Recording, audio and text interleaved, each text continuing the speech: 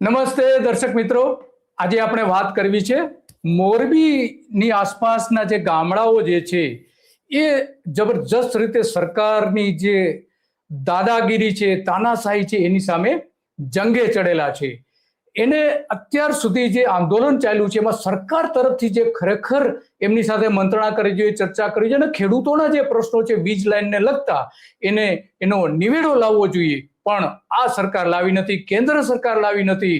અને એટલા માટે હવે અત્યાર સુધી સરકાર એમની વાત સાંભળી નહીં, એટલા માટે ગામના લોકો એક સ્વૈચ્છિક રીતે નક્કી કર્યા છે કે આ જે રાજનેતાઓ છે, આપણા ધારાસભ્યો છે, એને ગામમાં જ પ્રવેશવા નહીં દેવા. અને એ શરૂ થયું છે મોરબીમાં લગભગ 10 જેટલા ગામ એવા છે કે જ્યાં આ રાજકીય નેતાઓના બહિષ્કારના એલાનો આપી દેવાયા છે કે ગામમાં પ્રવેશવું જ નહીં, તમારે અમારે કોઈ જરૂર નથી, તમારે ગામમાં આવવાની કોઈ જરૂર નથી.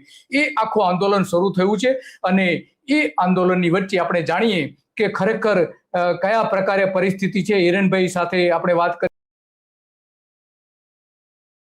છે અને ત્યાંના લોકોની કેવી પરિસ્થિતિ છે, લોકો શું માની રહ્યા છે, એ બધી જ આપણે વાત કરવાના છે હિરણભાઈ. અને એમની સાથે સીધા આપણે જોડાઈએ હિરણભાઈ સાથે અને એ શું પરિસ્થિતિ છે બધી વાત કરીએ. હિરણભાઈ, તમારું સ્વાગત છે ધ ગુજરાત રિપોર્ટમાં. હેલો હિરણભાઈ. હા હિરણભાઈ, તો ગામમાં અત્યારે આપણે જાણીએ છીએ કે બહુ ખરાબ પરિસ્થિતિ છે. ગામમાં દરેક લોકો આ રીતે બોર્ડ લગાવી રહ્યા છે કે અહીંયા ગામની અંદર કોઈ આવવું નહીં અને એ ન આવવા માટેની સૂચનાઓ પણ એમને આપે છે.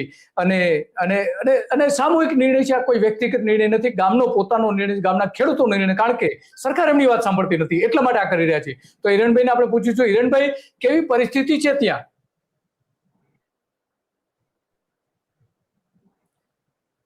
આ ગામના લોકો જે છે એ હાજી, ત્યાં કેવી પરિસ્થિતિ છે વાત કરશો હિરણભાઈ?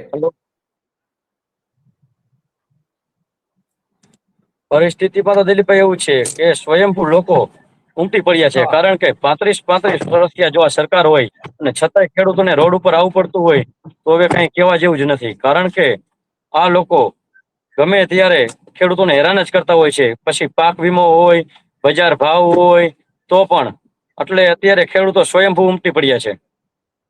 બરાબર છે. તો એ લોકો શું નક્કી કરી રહ્યા છે ગામડાઓમાં, એટલે કેટલા ગામડામાં આ અત્યારે બહિષ્કારનું એલાન આપવામાં આવ્યું છે? અત્યારે તો મોરબી જિલ્લાથી ચાલુ થયું છે આ, એટલે હવે ગુજરાતના બધા તમામ જિલ્લામાં પહોંચશે, કારણ કે સ્વયંભૂ છે, આ કોઈ ભેગી કરેલી ભીડ નથી, કારણ કે ખેડૂતો પોતાની રીતે અવાજ ઉપાડી રહ્યા છે. બરાબર છે, પોતાની રીતે અવાજ ઉઠાવી રહ્યા છે. તો આનું મૂળ કારણ શું છે? શા માટે રાજકીય નેતાઓને અંદર આવવા દેતા નથી? ખાસ કરીને ચૂંટાયેલા ધારાસભ્યો છે, ભાજપના નેતાઓ છે, સ્થાનિક તાલુકા પંચાયત અને જિલ્લા પંચાયતના સભ્યો જે છે, તો એને ન આવવા દેવા માટેનું શું કારણ છે? મહત્વનું કારણ શું છે? શા માટે એને નથી આવવા દેવા? પહેલો મુદ્દો તો દિલીપભાઈ અત્યારે વીજ ટાવર ને લઈને છે, કારણ કે આ લોકોને મફતમાં જમીન લઈ લેવી છે, જે ખરેખર ખેડૂતોને નુકસાન થાય છે એ આપવું નથી. એટલે અત્યારે નારાજગી વીજ ટાવર ને લઈને છે, અને એ પણ પ્રાઇવેટ કંપની માટે, નહીં કે સરકાર માટે. એટલે આ ખેડૂતો એટલા નારાજ છે કે વાત ન પૂછો. એટલે જેમને આજે 35 વર્ષથી આ છૂટીને મોકલ્યા હોય તે પણ અત્યારે આપણી ખેડૂતોની પડખે ન ઉભા હોય તો એને ગામમાં ન જ આવવા દેવાય, એવું એના તમામ ખેડૂતોનું માનવું છે. બરાબર છે. હા હિરણભાઈ, આપના દર્શકોને થોડો પરિચય આપશો? આપ અત્યારે કઈ રીતે ત્યાં લોકો સાથે, ખેડૂતો સાથે સંકલન કરી રહ્યા છો અને કયા પ્રકારની એક્ટિવિટી કરી રહ્યા છો? અત્યારે આખા ગુજરાતને ખ્યાલ જ છે કે જેતપુરથી જે ગુજરાત સત્યાગ્રહ છાવણી ચાલુ છે, ત્યાં સ્વયંભૂ લોકો ગુજરાતભરમાંથી ખેડૂતો આવી રહ્યા છે અને બધાને જે સપોર્ટ જોઈએ તે મળી રહ્યો છે, જે કાયદાકીય નોલેજ જોઈએ તે પણ આપી રહ્યા છે. એટલે હવે એક દિવસ એવો આવશે કે ખેડૂતો બોલતા થયા છે. આજ લગી કોઈ નેતાને કોઈ સવાલ નહોતા કરતા, પણ હવે ગુજરાતના ખેડૂતો જાગી ગયા છે અને સવાલ કરતા થઈ ગયા છે. બરાબર, આ સવાલ કરતા થઈ ગયા છે. અને તમારો રોલ શું છે એમાં? હવે અમારો રોલ તો, જો અમારા ગામમાં જયારે વીજપોલ આવ્યો તે પેલા અમે 2 વર્ષથી અમારી લડાઈ ચાલુ છે, પણ છતાંય કોઈ પણ નિર્બંધ રોડ ઉપર આવવું પડ્યું અને આ લડાઈ ચાલુ કરવી પડી, અને આ લડાઈ જેતપુર નહીં આખા ગુજરાતમાં પહોંચી ગઈ. હા, વાત સાચી કે આખા ગુજરાતમાં અત્યારે પ્રવેશી ગઈ છે લડાઈ. તો બીજા મોરબી જિલ્લાથી જે આ શરૂ થયું છે, ગામ લોકોએ જે વિરોધનું પ્રદર્શન અને નેતાઓને ગામમાં ન આવવા દેવા માટેના ઠરાવો પસાર કરીને ગામ લોકોએ જાતે જ નક્કી કર્યું છે કે ભાઈ અમે નહીં આવવા દે, બેનર પણ લગાવ્યા છે ને એ પોતે સોશિયલ મીડિયામાં વિડીયો પણ મૂકી રહ્યા છે. તો કેટલા ગામ અત્યાર સુધીમાં વિરોધ કર્યા છે તમારા અંદાજ પ્રમાણે? અત્યાર સુધીમાં 50 ગામના તો ન્યૂઝપેપરમાં પણ આવી ગયેલું છે, મતલબ કે અહીંયાના લોકલ મીડિયામાં, અને 50 ગામનો તો વિરોધ થઈ ચુક્યો છે અને હજી આવતા દિવસોમાં ચાલુ જ રહેશે આ કાર્યક્રમ. જ્યાં લગી આ અમારી જે માંગ છે, અમે એટલે તંત્રને અને સરકારને વિનંતી કરી છે કે બંને એટલી જલ્દી માંગ ઉકેલી લ્યો, નકર આ ખેડૂત હવે જાગી ગયો છે તો હવે ગમે ત્યારે ગમે તે કાર્યક્રમ આપશે. તો આખા ગુજરાતમાં જે તમે કહો છો કે આખા ગુજરાતમાં આ પ્રવેશી જશે વિરોધ, ભારતીય જનતા પાર્ટીના નેતાઓ અને ખાસ કરીને ધારાસભ્યો, તો કેટલા જિલ્લાઓને આવરી લેવાશે? કારણ કે 21 જિલ્લાઓમાંથી વીજ લાઈન પસાર થઈ રહી છે. દિલીપભાઈ, અમને જ્યારે જેતપર છાવણીને ઓછામાં ઓછા 24 થી 26 જિલ્લાનું સમર્થન મળેલું છે ઓલરેડી. બરાબર, 26 જિલ્લાનું સમર્થન મળેલું છે. હા, 24 થી 26 જિલ્લા તો ઓલરેડી સમર્થન આપી ચુક્યા છે અને બીજા જિલ્લા હવે આવનારા દિવસોમાં આવશે. કારણ કે હાલમાં વરસાદની સિઝન ચાલુ હોવાથી થોડું ઘણું ખેડૂત ભાઈઓને કામ છે, તો હવે નેક્સ્ટ ટાઈમ ગમે ત્યારે આવે. બરાબર છે. માનો કે આ ગામ લોકોએ જે ન આવવા માટેના આદેશો આપી દીધા છે રાજકીય નેતાને, ભાઈ આ ગામનો અધિકાર અમારો છે, તમારે ગામમાં આવવું નહીં, આવે તો શું? હવે આવે તો એ ખેડૂતો એમને સવાલ કરશે કે જો અમે તમને 35 વર્ષથી ચૂંટાવતા હોય તો અત્યારે તમે ખેડૂતોની સાથે કેમ નથી? કારણ કે કંપની સાથે રહીને તમે શું કરશો? કંપનીએ થોડા મત આપ્યા છે. અદાણી હોય, અંબાણી હોય કે કોઈ પણ કંપની હોય, સરકારી કંપની હોય તો પણ, કારણ કે ખેડૂતોએ અને પબ્લિકે મત આપેલા છે, આ નહીં કે કોઈ કંપનીએ. બરાબર છે. એટલે મૂળ ખેડૂતોનું કહેવું એવું છે કે ભાઈ અમે તમને મત આપીને ચૂંટીને મોકલીએ છીએ અને તમે કંપની જે કહે છે એ પ્રમાણે કરો છો, કંપનીના ફાયદા માટે કરો છો, એવું મોટાભાગના ખેડૂતો હવે સમજતા તો થઈ ગયા છે, એમાં તો કોઈ સવાલ નથી. તો હવે શું આ માનો કે એક તો આ રાજકીય બહિષ્કારનું જે એલાન આપી દીધું, પણ તોય તમારા પ્રશ્નોનો નિવેડો તો આવતો નથી, તો એના માટે શું? પ્રશ્નના નિવેડા માટે એના માટે દિલીપભાઈ એ જ ચાલુ કર્યું છે. જ્યાં સુધી આનું કઈ નિરાકરણ નહીં આવે ત્યાં સુધી આ લડાઈ ચાલુ રહેવાની છે. સરકારને એમ હોય કે આ બંધ થઈ જશે, તો આ બંધ થવાની નથી.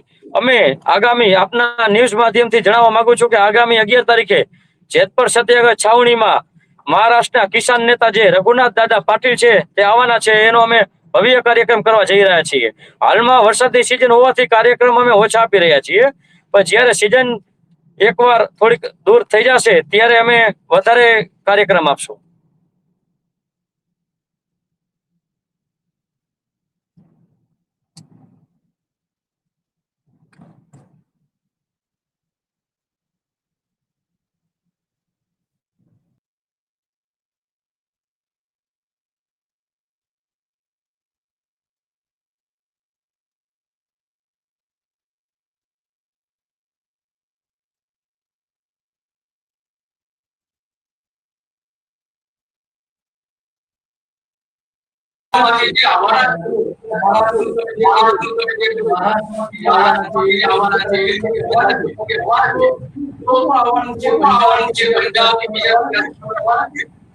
નહીં, અત્યારે તો મહારાષ્ટ્ર જે ખેડૂતનું ગ્રુપ છે એના જે પ્રમુખ છે રઘુનાથ દાદા પાટીલ, હલો, એ આવવાના છે. બરાબર છે, એ આવવાના છે. હા, રઘુનાથ દાદા પાટીલ. યોગેન્દ્ર યાદવ એ આવવાના છે.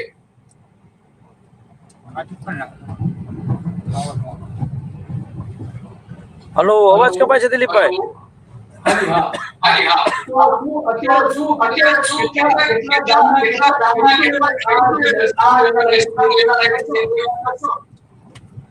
આમાં તો હવે 50,000 ખેડૂતો ભેગા થાય એવી અમારી ફૂલ પ્રયત્ન છે. કારણ કે આ સ્વયંભૂ ખેડૂતો આવી રહ્યા છે, તો અમને વિશ્વાસ છે કે 50,000 ખેડૂતો તો એકઠા થશે.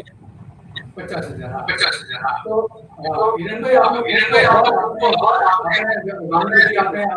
વિગતો આપી અને કે કઈ રીતે ખેડૂતોએ આંદોલન ચાલુ કર્યું છે અને દરેક ગામમાં પણ તમે જઈ રહ્યા છો. તમારો ખૂબ ખૂબ આભાર.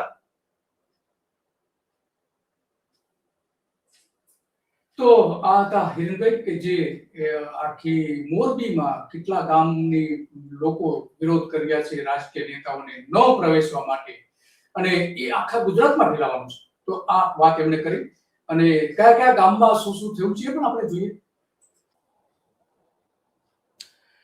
લગભગ 5 લાખ જેટલા ખેડૂતોને આ વીજ લાઈનથી અસર થઈ રહી છે. અદાણી અને અંબાણી કંપનીથી લઈને બીજી 19 કંપનીઓ છે કે જે આમાં વીજ લાઈનો નાખી રહી છે. નાની વીજ લાઈન હોય તો અંડરગ્રાઉન્ડ નાખવા પડે, પણ છતાં પણ ખેતરોમાં નાખવામાં આવી રહ્યું છે. આજે પણ રાજકોટમાં ખેડૂતોએ વિરોધ કર્યો, અને રાજકોટમાં પણ આ જ રીતે થયું. તો આ કયા કયા ગામમાં કેવું શું થયું એ પણ આપણે સાથે સાથે જોતા જઈએ કે જે ખરેખર ગામમાં કેટલા પ્રમાણમાં વિરોધ થઈ રહ્યો છે એ અત્યંત આપણા માટે મહત્વનું બની જાય છે. અને એટલા માટે આ સરઘસ સભાબંધી એકદમ લાદી દેવામાં આવી છે. જોઈ શકાય છે કે આમાં રોહિત શાળા ગામ જે છે એમાં સ્પષ્ટપણે કહ્યું છે કે વિધાનસભાની ચૂંટણીમાં 2027 જે આવે છે એમાં ભાજપ માટે પ્રવેશ બંધી છે. રોહિત શાળા ગામમાં કોઈએ આવવું નહીં, આવું સ્પષ્ટપણે એમાં લખેલું આપણે વાંચી શકીએ છીએ. તો આ જોઈએ કયા કયા ગામમાં આ રોહિત શાળા ગામ જે છે એ પણ જોઈએ કે એના ગામમાં લોકોએ વિડીયો ઉતારીને પણ મૂકી દીધા છે. જય જવાન જય કિસાન, ખેડૂત સંગઠન જિંદાબાદ, ખેડૂત સંગઠન જિંદાબાદ, જય જવાન જય કિસાન. તો આવા દરેક ગામમાં જોઈ શકાય. લક્ષ્મીનગર નો પણ આ વિડીયો જોઈએ કે લક્ષ્મીનગરમાં જય કિસાન, જય જવાન જય કિસાન, જય કિસાન જય જવાન, જય કિસાન જય જવાન.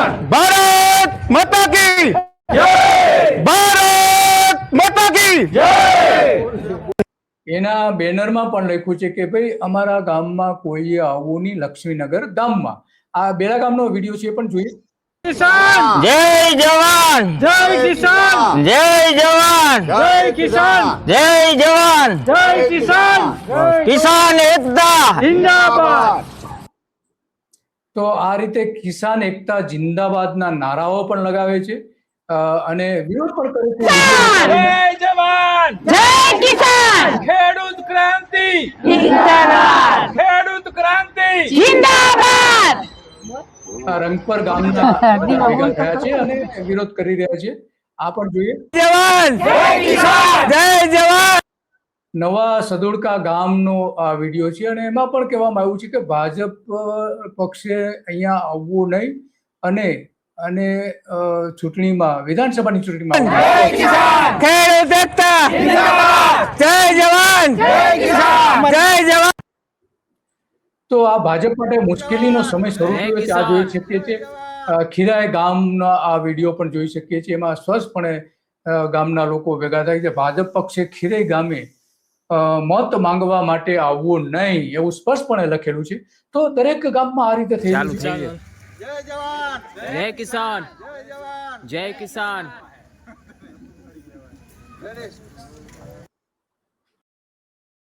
કે આપણે જોઈએ છીએ કે ગામ લોકો વિરોધ કરી રહ્યા છે. તો આ ખરેખર રાજકીય કટોકટી તરફ જઈ રહ્યું છે ગુજરાત. કારણ કે રાજકીય નેતાઓને જ્યારે ચૂંટીને મોકલવામાં આવે છે ત્યારે એ સાંભળતા નથી, ત્યારે લોકોએ આવી પરિસ્થિતિનું નિર્માણ કરવું પડે છે. આપણે જાણીએ છીએ કે ઘણા અનેક ચૂંટણીઓમાં ગામના લોકો મત માંગવા માટે આવવું નહીં એવા બેનર લગાવે છે. એ જ રીતે અહીંયા પણ મોરબીમાં તો શરૂ થઈ ગયું છે. એક પછી એક અને અલગ અલગ ઘણા બધા ગામોમાં આ થવાનું છે. અને ટિકિટ પણ આવી રહ્યા છે કે જે ખેડૂત પંજાબની સરહદ પર, પંજાબ દિલ્હીની સરહદ ઉપર જે ખેડૂતોએ આંદોલન 1.5 વર્ષ સુધી કર્યું હતું, ત્યાંના ટિકિટ પણ કદાચ આવશે. જો કે હજુ કાર્યક્રમ ફાઇનલ થઈ રહ્યો છે. એટલે કે ગુજરાતનું માત્ર ટિકિટ નહીં, યોગેન્દ્ર યાદવ કે જે આપણે જાણીએ છીએ કે ખેડૂતોના ને લોકોના પ્રશ્નો ને સાયન્ટિફિક રીતે લોકો સમક્ષ રજૂ કરવા માટે બહુ જાણીતા છે અને વર્ષોથી તમામ સરકારો સામે લડતા આવ્યા છે. એ રીતે આ રીતે નરેન્દ્ર મોદીની સરકાર સામે પણ એ લોકોના મુદ્દાઓને આધારે લડત પણ આપે છે. એ પણ આવવાના છે. આ બંને નેતાઓની તારીખો નક્કી થઈ રહી છે. મહારાષ્ટ્ર આવી રહ્યા છે. તેનો મતલબ એ થયો કે હવે આ ગુજરાતનું જે મોરબીનું, જેતપરનું જે આંદોલન શરૂ થયું એ રાષ્ટ્રીય કક્ષા સુધી પહોંચવા લાગ્યું છે. જે રીતે જંતર મંતર ઉપર થયું હતું અને નરેન્દ્ર મોદીની સરકારે પીછેહટ કરવી પડી હતી, યુવાનો ઉપર બેફામ લાઠીચાર્જ કરવામાં આવ્યો હતો, યુવતીઓ પર બહુ ખરાબ રીતે વર્તન કરવામાં આવ્યું હતું, અને નરેન્દ્ર મોદીની સરકારે આ યુવાનોને માફી માંગવી જોઈએ. એને બદલે નરેન્દ્ર મોદીએ એક વિડીયો જાહેર કરીને રાતના 12 વાગે વિડીયો જાહેર કર્યું કે હું આ બધાને માફ કરી દઉં છું. માફી વડાપ્રધાને માંગવાની હતી. અહીંયા જેવું થયેલું છે, ભૂપેન્દ્ર પટેલ જ્યાં સુધી આ ખેડૂતોને પ્રશ્નોને મળવા માટે જેતપર નહીં જાય અને એના પ્રશ્નોનું સમાધાન નહીં થાય ત્યાં સુધી એવું લાગી રહ્યું છે કે જેતપર અને મોરબી જિલ્લો આખો જબરજસ્ત લડાઈના મૂડમાં છે. લડાઈ કરીને અંતિમ વિજય સુધી જશે એમાં કોઈ સવાલ નથી, કારણ કે દરેક ખેડૂતોની એકતા છે. એકતા તોડવા માટે આ જ સરકારે હર્ષ સંઘવીથી લઈને અમિત શાહથી લઈને નરેન્દ્ર મોદીથી લઈને બધાના આશીર્વાદથી આ બધી એકતા તોડવા માટે અનેક તક સાધુઓને ત્યાં મોકલવામાં, કરોડો રૂપિયાના ભ્રષ્ટાચારના આરોપો મૂકવામાં આવ્યા, છતાં પણ લડત ચાલુ છે. લડત ચાલુ છે નહીં, આખા ગુજરાતમાં મજબૂત થઈ રહી છે. જેતપુર ગામે આખા ગુજરાતને એક નવી દિશા આપી છે, અને આ અંત આવે એવું લાગતું નથી જો ભૂપેન્દ્ર પટેલની સરકાર જ્યાં સુધી આમાં કોઈ સમાધાનકારી રસ્તો નહીં શોધે ત્યાં સુધી. બસ આજે આટલું, અને આવી જ બાબતો ઉપર આપણે ચર્ચા કરતા રહીશું. નમસ્તે.